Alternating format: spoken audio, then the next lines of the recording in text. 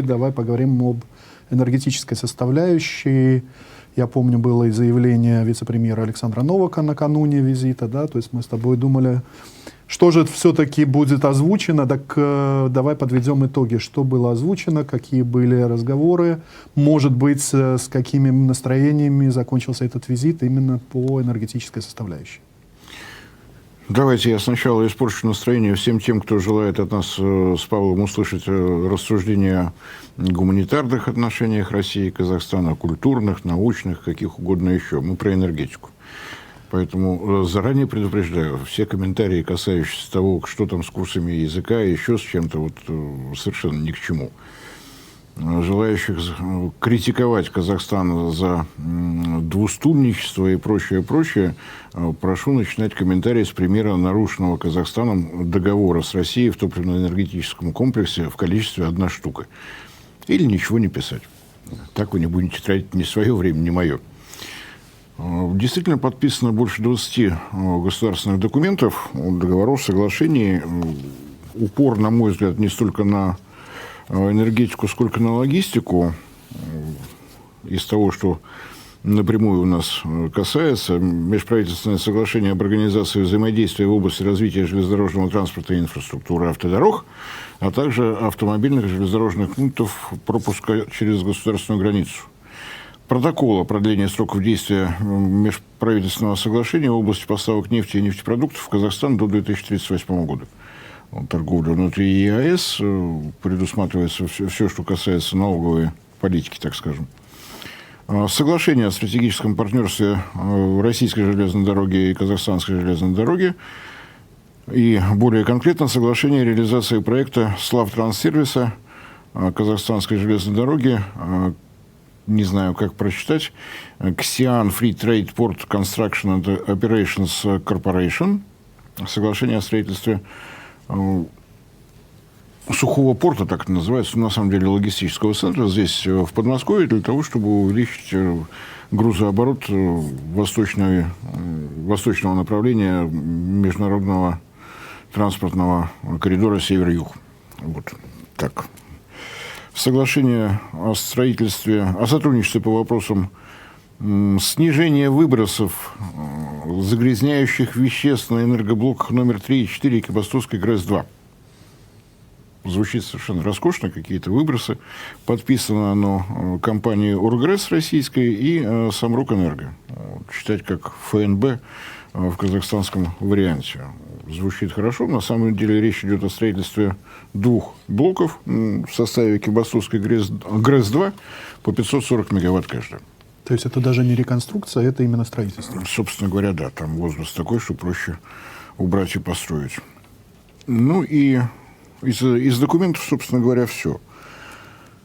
Что касается Экибастузской ГРЭС-2, это еще 2 новых блока в исполнении российских компаний с применением российских технологий со всеми отсюда вытекающими. Если учесть то, что было подписано весной о строительстве 3 энергоблоков Интеррао, то теперь уже 5 энергоблоков и общая мощность 1,8 гигаватт. Теперь надо говорить слова о зеленой энергетике. Да, сейчас надо что-то сказать о зеленой энергетике. Зеленая энергетика должна зеленеть обязательно, и об этом тоже надо обязательно говорить. Можно я не буду? Без меня найдутся желающие. Ну, надо просто напомнить, что и ты до этого говорил, Экибастуз — это именно угольная. Экибастуз — это уголь, и напомню, опять же, всем желающим рассказывать о ятагане в спину. Крупнейшая угольная электростанция в России, Рафтинская ГРЭС, это уголь Экибастуза. Чтобы еще меньше меня ругали по этому поводу, напоминаю, что на Экибастузском месторождении сейчас работает ровно 1 компания, «Богатырь», ну, в переводе на казахстанский, принадлежащая некой компании ЭН+. Ну, это так, к слову пришлось. О том, как у нас выглядят связи. То есть, на самом деле, у меня впечатление, что в 1992 году, вот, время создания СНГ, это время разрыва всех производственных цепочек, всех транспортных цепочек и прочего. А сейчас, видимо, настало время для того, чтобы это интегрировать себе на благо. собственно говоря. По атомной электростанции переговоров не было. Я думаю, что здесь две причины. Во-первых, руководство Казахстана уже заявило о том, что решение будет принято в 2025 году. Вроде как неудобно. Публика ждет 2025 года, вот пусть ждет. И второй момент. На самом деле, если мы забудем о том, для чего политику дан язык, и будем только слушать то, что говорят руководители Казахстана, то там полное благолепие. Они целиком и полностью поддерживают все рестрикции в отношении России. Они будут соблюдать все, что только можно, и что только нельзя, тоже будут соблюдать. То, что вот, контракты на строительство угольных электростанций, то, что уже началось бурение на новом нефтяном месторождении геологоразведочное с Татнефтью, и так далее, и так далее. То, что работает КТК, Каспийская трубопроводная компания, посредством которой 85% экспорта Казахстана обеспечивается, это мы все оставляем за скобками. То есть, если вы желаете только слушать политиков, вы будете действительно видеть крайне негативную ситуацию. Напомню, что из таких значимых, на мой взгляд, контрактов свежих, это уже два проекта Сибура по нефтехимии, по газохимии, да, в Казахстане, не в России. Причины, если кто-то не понимает, во-первых, в Казахстане дешевле кредиты, прям скажем. Мы все-таки, стремясь вперед и вверх, по ставке рефинансирования занимаем 3-е место на планете с конца. Мы молодцы, мы будем двигаться дальше. В Казахстане все дешевле. Так получается. А выгоднее всего в составе ЕАЭС кредиты получать, конечно, в Беларуси. 8,5% ставка рефинансирования, даже комментировать не приходится. Из значимого новое совместное предприятие Росатома и Казатомпрома на месторождении Буденновском. Это крупнейшее месторождение урана в Казахстане. Соглашение о транзите российского газа в Узбекистан и в Киргизию. В переговорах было подчеркнуто, что объемы будут расти в соответствии с инвестиционной программой самого Узбекистана. Там решение о почти $500 миллиарда вложений в развитие газораспределительной сети для того, чтобы обеспечить прием газа с севера. Вот так сказано на сайте Министерства энергетики Узбекистана, можете проверить. Это, разумеется, подписанное весной продление соглашения о транзите российской нефти через Казахстан в Китай. Объем увеличен с 7 миллионов тонн в год до 10 миллионов тонн в год. Соответственно, в числе прочих умных, мудрых комментариев к моим передачам, посвященным Казахстану, я неоднократно слышал призыв увеличить ставку транзита для казахстанской нефти, идущей в Германию. Вот давайте еще раз медленно.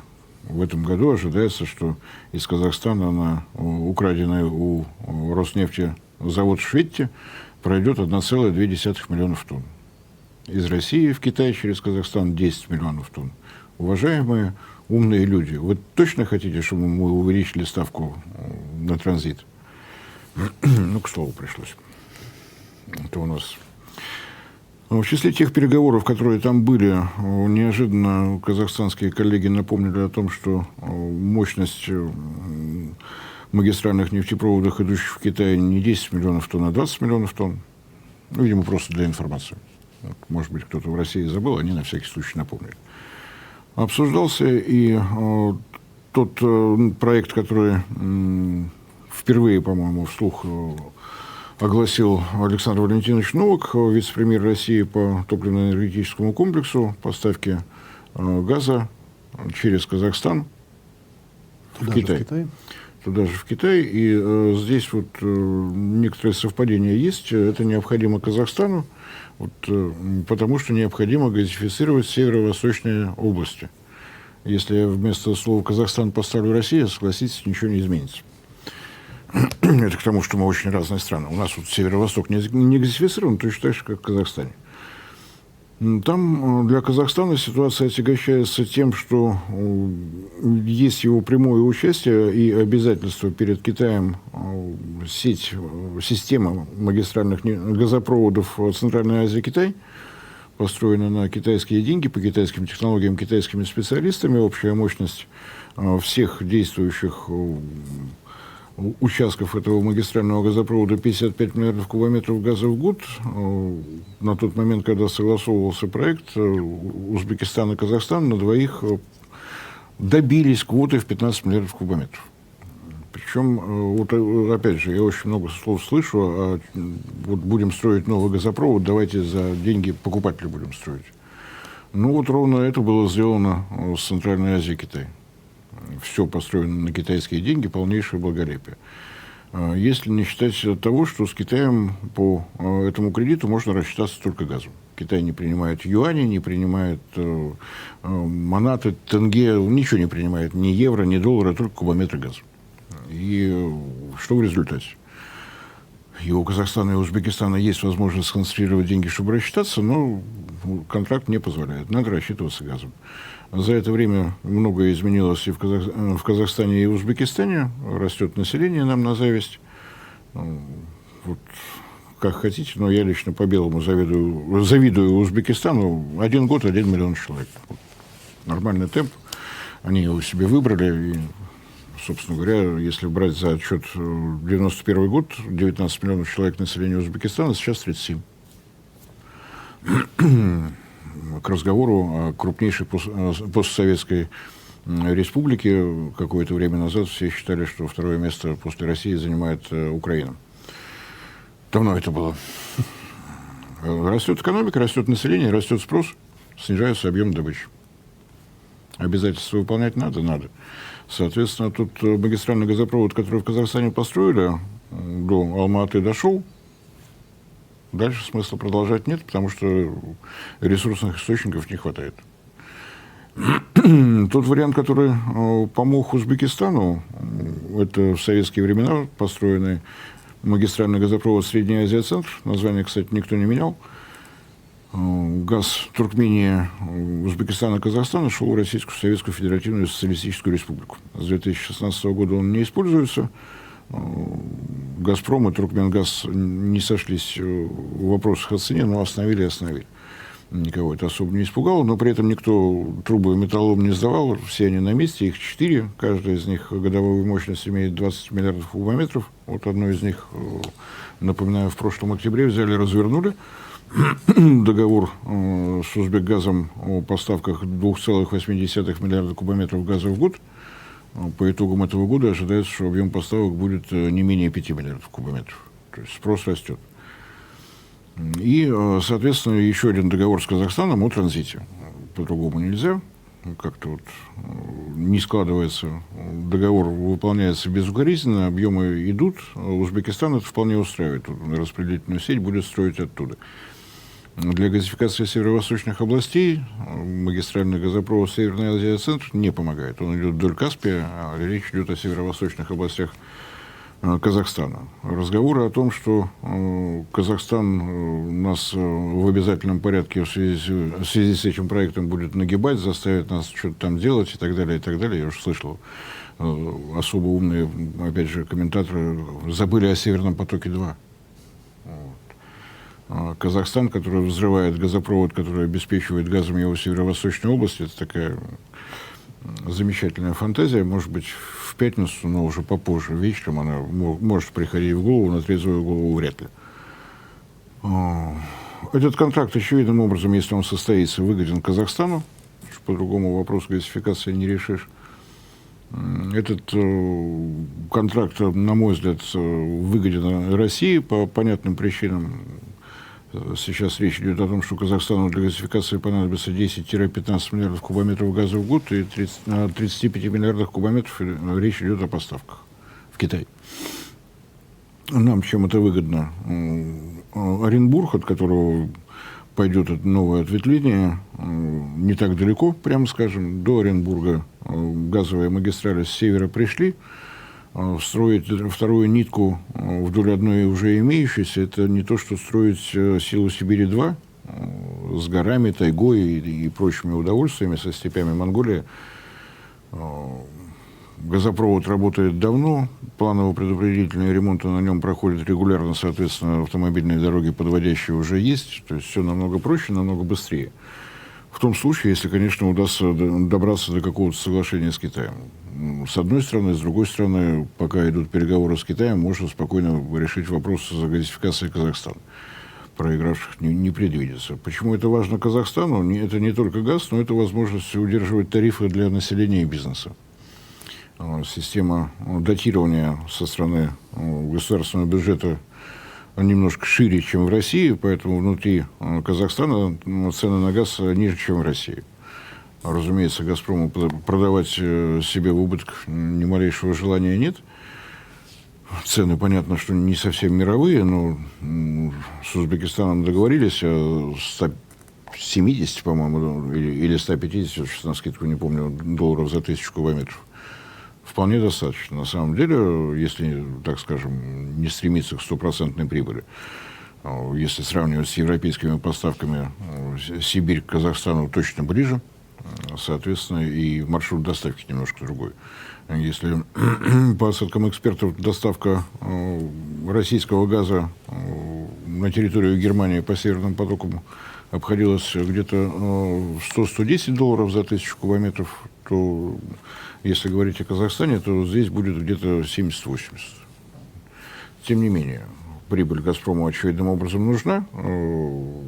Что бывает в Казахстане, если внезапно повысить тарифы на газ, лучше не вспоминать. Ничего приятного мы в этом не видим. Если пойдут транзитные платежи за поставки российского газа в Китай, это возможность дополнительную прибыль использовать для того же датирования и немножко помягче с режимом повышения тарифов. Они неизбежны, но не все же так быстро. Не топором. Переговоры прошли, комментариев мы пока не услышали. Предложение, озвученное министром энергетики Казахстана, слышали, вернее, читали многие. Если послушать, оно не совпадает с тем, что появилось в тексте, к сожалению, в наших российских СМИ. Министр энергетики Казахстана вел речь о том, что Казахстан готов предоставить землеотвод. На самом деле для трубопроводов вопрос такой достаточно болезненный, что есть пожарная безопасность, техническая безопасность. Вдоль трубы строить уже никогда ничего нельзя. Готовы предоставить. И рассчитывают на взаимовыгодную тарификацию поставляемого газа. Точка. Еще бы он на это не рассчитывал. Мы рассчитываем, что нам продадут как можно дороже, ну и так далее. Очевидно, что переговоры были, результатов нам пока не озвучивали. Будем надеяться, что в ближайшее время мы что-то, может быть, от «Газпрома» услышим, может быть, Александр Валентинович что-то скажет.